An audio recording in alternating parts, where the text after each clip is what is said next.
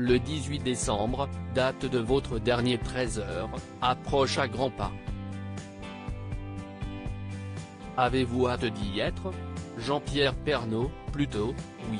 En accord avec la chaîne, TF1, note de la rédaction, ma décision a été annoncée le 15 septembre, ça commence à faire un peu long. Votre passage de relais se fait à quatre mains avec votre remplaçante Marie-Sophie Lacaro, est-ce votre souhait? Marie-Sophie est déjà avec nous depuis plusieurs semaines. L'équipe du 13h est solide et je suis très heureux qu'elle ait le temps d'échanger avec chacun sur ce qu'elle a envie de faire. Si est un passage de relais très sympathique. Sera-t-elle sur le plateau le 18? Oui, je l'ai invité pour lui donner les clés avant de partir. L'édition sera rallongée, suivie par un magazine que prépare Michel Izard. Je viens de le croiser, il a l'air fatigué. Il rit.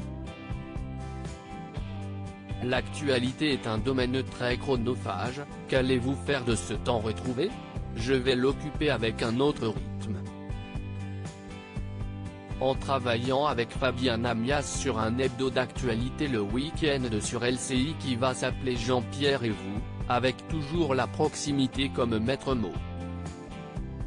Mais aussi le lancement d'une plateforme numérique, la JPP TV, qui regroupera tout l'univers des régions construit autour de moi depuis 30 ans et, 4 ou 5 fois dans l'année, je participerai au magazine reportage programmé le week-end sur TF1, après le journal. Être autant à l'antenne a-t-il créé chez vous une dépendance? Je vous dirai peut-être autre chose le 19 décembre mais aujourd'hui, je ne crois pas car je fais partie des gens qui savent totalement décrocher. Quand je pars en vacances, je peux tout à fait ne pas allumer un poste de télévision et la télé ne me manque pas. Idem lors de ma convalescence après mon cancer. Ce qui me manquera sûrement, si est le contact avec les équipes. Mais, grâce à la JPP TV et l'émission sur LCI, je vais pouvoir le garder.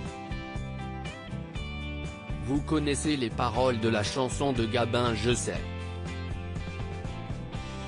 Que savez-vous après ces 33 ans à la tête du 13h? Celle-là, elle est difficile. Il rit.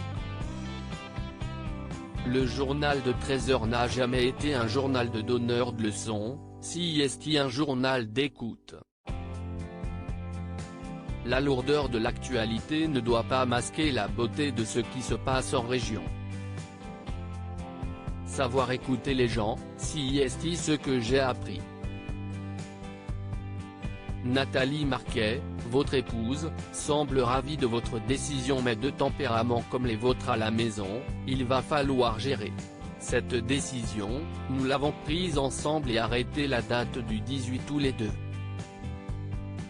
Nathalie a plein de boulot, du théâtre prévu en mars, des chroniques télé, un livre en préparation. Sans compter une troisième pièce qu'on écrirait bien ensemble. Entre ses projets et les miens, on ne va pas rester assis tous les deux au coin du feu à se regarder dans le blanc des yeux. Le 18 décembre, laisserez-vous l'émotion vous envahir ou tenterez-vous de garder le contrôle? Je peux vous dire un secret? Je vais faire comme je pourrai.